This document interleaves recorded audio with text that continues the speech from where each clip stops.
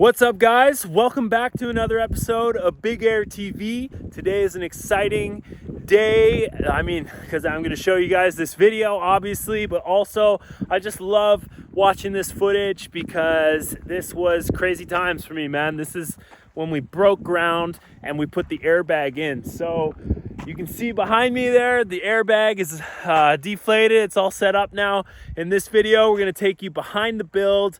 We're going to show you what it took to put this airbag in, man. Before we get started, before you guys watch this video, be sure to smash the like button, be sure to smash the subscribe button, and of course, be sure to get your Big Air merch, support the compound as we embark on building some of the biggest, craziest shit that's ever been built for mountain bikes, and we're pushing action sports. So thanks to you guys, thanks for the help, and check out this episode. I hope you enjoy it. This video is supported by Norco Bicycles and Woodland Equipment. These companies stepped up absolutely huge and were able to make this video happen. So here in this video, I was using a Hyundai 210 AXL. This is a brand new machine. It came off the truck with 10 hours. And you can see there on the bucket, it is barely dug a hole. And this was a huge moment because I am getting ready to take the first dirt scoops at the compound and start the airbag zone. So the first thing there, I had a couple pegs in the ground, and it was time for me to basically remove all of the organic material for the airbag zone. We planned out this dig beforehand using the computer, using SketchUp, and we had this thing pretty planned and we were ready to go. You don't want to not pre-plan a dig like this. Excavation is so massive on this scale, and if you're moving material twice or 3 times even, sometimes you can really waste a lot of money. And to run equipment like this, it is a lot of money. So we had to basically get all the organic material out of there, and it was quite a hassle because we didn't have a dump truck, we didn't have a dozer, we just had the excavator. So I had to pull the material back and put it across the road, which definitely took a little bit of time, but the 210 with that big old dig bucket made a quick job of it there. And here I am working in the cab. The cab is absolutely beautiful, noise proof, could not believe it.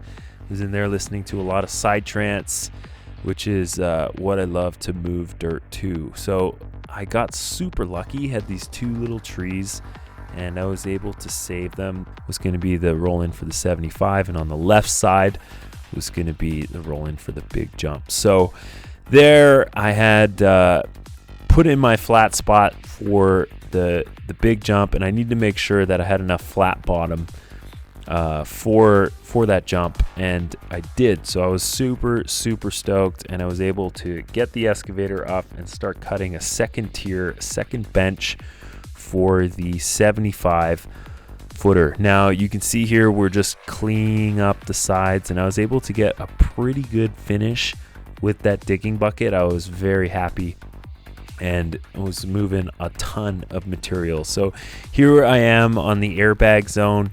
The airbag is a huge airbag. It's 50 by 50, so we had to have a huge platform. So we have a 20-foot ramp going in on the right and a 12-foot ramp going in on the left, and I needed a pretty big step up, so it was time to put in a rock wall. The temperature control on the excavator was absolutely insane. I was digging in comfort, although it was quite a cool windy spring day. I was absolutely living the dream in that excavator. I was able to work long hours, and it was not a problem. We were cutting in the berms now and the run-ins. We were going to start from the top of the mountain on this one because we needed about 60-70 kilometers an hour of speed. So you need a pretty big hill to generate that momentum. So we had the Hyundai absolutely crawling up the mountain. We're lucky here at the compound. We got 300 feet of elevation. This hill is over 100 feet. We actually ended up having to put a tower on it because it was not quite big enough, so we put the tower on it, and you'll see in later videos, and it just was awesome. So here we are moving the organic material again and cutting in the berms. So once I had the run-in roughed in with the 210, I was lucky enough to have a couple buddies come out with rakes and shovels, and they slapped up the run-in and really put a nice finish on it. Now it was time to move the ramps in, and this was a super exciting day because we had worked super hard on these ramps, and it was time to move them in. And my buddies Tom Van Steenbergen and Braden Berthay came out, and they were just blown away by what was going on here. This is a massive ramp. As you can see, the guys were guiding it into place, and the 210 lifted this ramp like a dream, like it was absolutely nothing. I thought that maybe the ramp was gonna be quite heavy, but it actually ended up lifting very light. The machine was barely working, which is so cool. So we needed to move the ramp in a little bit closer to the airbag. So the rock wall was retaining a lot of dirt, but it wasn't quite close enough. So we needed to scooch that ramp forward, which what we did there. And we were able to squeak in a couple extra feet, which really made a big difference because the airbag blows up quite tall. And if you weren't going to make it into the airbag and fall into the back there, you would be in serious trouble. There you have it. It is the first ramp is in, and it's time to get the second ramp out. The second ramp was the 75-foot ramp, and it was in the garage, so we had to lift it out with the excavator. This was super sketchy, sticking the excavator inside the garage, but we were able to get it out without damaging the shop and without damaging the excavator, which I was super stoked about. Now, this ramp, although it wasn't as tall, it was definitely as long, and it kind of made for an awkward move. We had to get it into a pretty tight spot, so luckily we had my buddies there to help me with this one. There was no way that ramp was going in without the help of those guys, so big shout out to them. Here you can see we got our berms in, we got the ramps in, and we're getting ready to lay the bag down. Now, before we laid the bag down, I realized that it needed to be a little bit closer to the ramp, so we installed this cinder block wall so we could get a couple extra feet of flat bag surface. Finally, once the ramps were in place, it was time to roll the bag out, and we were lucky enough to be able to use the excavator actually to roll that out initially. And the first roll is always the hardest with airbags, but once she rolled out and we blew it up, it was looking beautiful. So the next day I came out, blew up the bag, and I was just blown away by what I saw. Like, I could not believe that this was at the house. The Big Air compound had made a massive step forward. Big shout out to Norco, big shout out to Woodland, and of course Marzo and Industry 9 for making this possible. Wow, it's absolutely insane.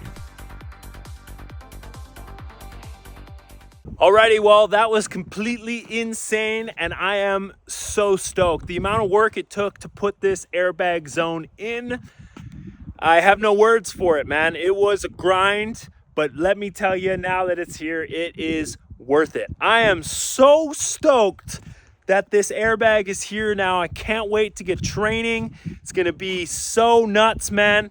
I actually have been training on it, and it has been insane. It's been going really well. I want to just say thank you to the sponsors. Norco, thank you so much for sponsoring this airbag.